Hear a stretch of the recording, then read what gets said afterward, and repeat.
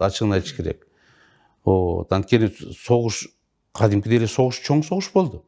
7 саат согушат деген бул Кыргызстанда мындай болгон эмес.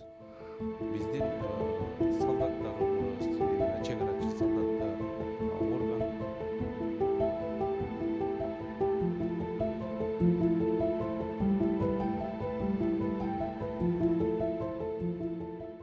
Биз айттык, эмне казып атасыңар десек, все, бүгүндөн баштап ошо окоптордун баардыгын ордуна коебуз, нулевой вариант кылабыз, камераларды алабыз и отвод жана пограничниктерди саат 22:00 кетиребиз деп биз 28-inde Кызыл Белден сүйлөшкөнбүз, эки делегация. Күч структураларынын баардыгы чогорганбыз. А бирок ошого карабай келгенден кийин жана эки генералды, бир полковникти укпай, анан менин көзүмчө да мен сүйлөшкөндө ал экинчи телефон менен өзүнүн акимине айткан.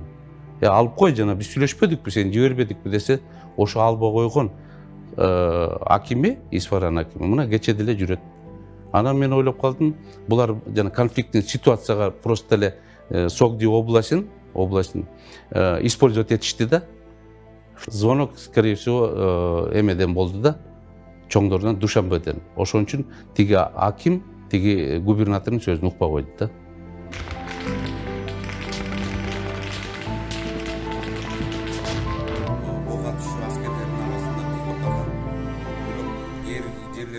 Бирок чынында айтыш керек, алардын духу көтөрүлдү, кыргыздардын духу түшүп калды деген бул туура эмес нерсе. Жок, аларда да информационный война болуп атат. Биздики дагы информационный болуп атат, ачыгын айтыш керек. Анткени согуш кадимкидей эле согуш чоң согуш болду. 7 саат согушат деген бул Кыргызстанда мындай болгон эмес. Бирок жанагы головнойдо согуш болуп атканда биздин солдаттарыбыз, именно чек арачы солдаттар, органдардыкы аябай чоң эмелерди көрсөтүштү, эрдиктердин баардыгын көрсөтүштү. Анткени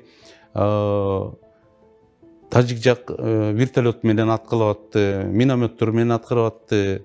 Биздин жана скорый помощьтарды аткарып, биз раненый болгондорго бара албай калышты. Жана биз вооруженный күчтүн именно БМПларын алдык. Боевая машина, пехота деп коет, жана октор теше албайт да. Ошо менен как скорый помощь элдин баарына жардам берип аттык. А БТЛарды баарын насквозь тешип кетет да. Бирок ошого карабай головнойду алдырган жок. Анткени алар базып алабыз деди да, головнойду атышып атышты балдар. Көп жокерлер жакшы эметишти, духу бийик.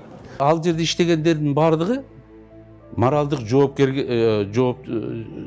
биз моралдык жоопкерчиликти мойнубузга алабыз, потому что ал жерде биз жетекчи болуп иштедик.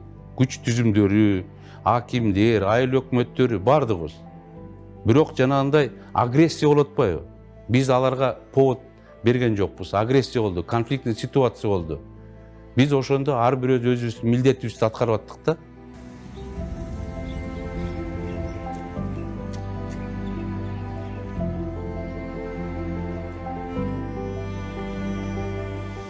Анан кийин Ляляк тарап боюнча биз чын айта күткөн жок болчубуз. Ал жерде проблема жок болчу деп атпайлы. Канчалык айткан менен агрессия болуп калды жанагы. Анан биздин прокуратура баардыгы агрессия деп туруп уголовный дело козгоду. А бирок алар дагы биз тарапка уголовный дело козгоп атышат, тажикче зеркальный кылып. Анан кийин алар биздин территорияга кирип келгендер фотодокумент болуп калды. Ошо ойдор эми азыр кайсы деңгээлде чечишет бул өкмөттүн иши болот да. Мамлекеттин кадамы азыр делимитация маселелерин так аткарыш керек да. Анткени башка чек араларга караганда именно Кыргызстан менен Тажиктин ортосундагы границалар башка жерлерге да окшошпойт да. Анткени ушундай шахматный порядок болуп калган да. Мындай тор тартып эле эметип койгонго болбойт.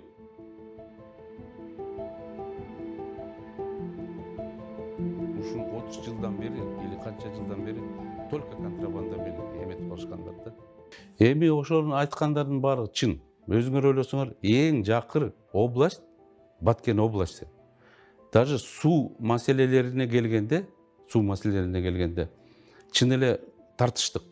Бир түтүк завод чыгара турган, понимаете, жана капельный орошение боюнча завод курган жок эч ким. Бирок байлардын бардыгы жана депутаттыкка чыгып атканда партияларды башына туруп алып миллиард сомдорду коротушуп атпайбы?